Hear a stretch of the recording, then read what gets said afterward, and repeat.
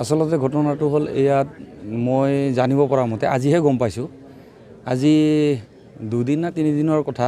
আগতে এনেই বিশেষকৈ নাজানো। আজি খবৰ এটা পালোঁ যে মোটামুটি আমাৰ ইয়াৰে হল্লাগুৰিখিনি নয়াপাৰা বুলি কয়, ইয়াত ক্ষুদিৰাম বৰ্মনৰ ল'ৰা একেশ্বৰ মানে বৰ্মন, মানে তেখেতে এটা শুনা পাই আছোঁ তেখেতৰ কিবা কেনেকুৱা কি আছিল, সি বোলে ক'তবা কিবা মাৰ্ডাৰ কৰিছে নেকি, তাক পুলিচে কিবা কৰিছে। কৰাৰ পিছত আমি এটা বস্তু গম পালোঁ, আহিলোঁ গোটেই মানুহখিনি। অহাৰ পিছতে এটা বস্তু গম পালোঁ যে ল'ৰাজন এজন নাইকিয়া হ'ল। আজি 2-3 দিনৰ কথা, মই বিশেষকৈ ভালকৈ নাজানো।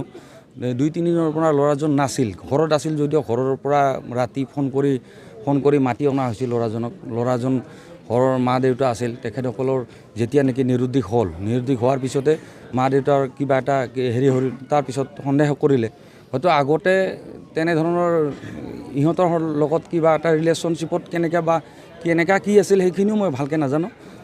ঘটনা হ'ল এতিয়া ৰাইজে আহিছে, আজি আমাৰ পুলিচ প্ৰশাসন আহিছে আমাৰ মাজত। পুলিচ প্ৰশাসনে আহি আজি একেশ্বৰৰ ঘৰত আমি মানে ৰাইজ সমাগত।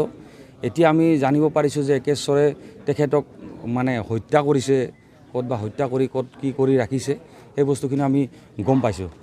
আৰু যিজন ল'ৰা আছিল নয়ন বৰ্মন, তেখেতৰ দেউতাকৰ নাম হ'ল আমাৰ তিলকৰ জিপি হয়, তেখেতৰ নাম হ'ল লালমোহন বৰ্মন। আমি জনামতে লালমোহন বৰ্মন হয়।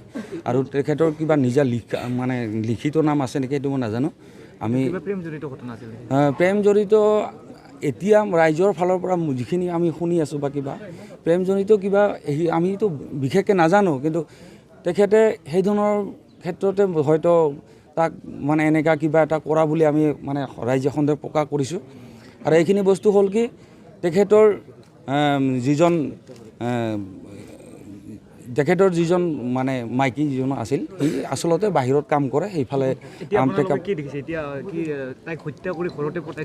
নহয়। এতিয়া আমি দেখি পুলিচ প্ৰশাসন এতিয়া আহিছে, এতিয়া ক'ত ৰাখিছে তেখেতক কৰায়ত্ব কৰিছে যেনিবা পুলিচ প্ৰশাসনে। এতিয়া আমি জানিব পৰা নাই ক'তবা ঘৰতে ৰাখিছে পুতি নে বাহিৰত ক'তবা ৰাখিছে। এই বস্তুখিনি আমি প্ৰত্যক্ষ কৰি আছোঁ বা ৰাইজে মানে চাই আছোঁ। এইখিনি কথা অলপ পিছত আমি গম পাম।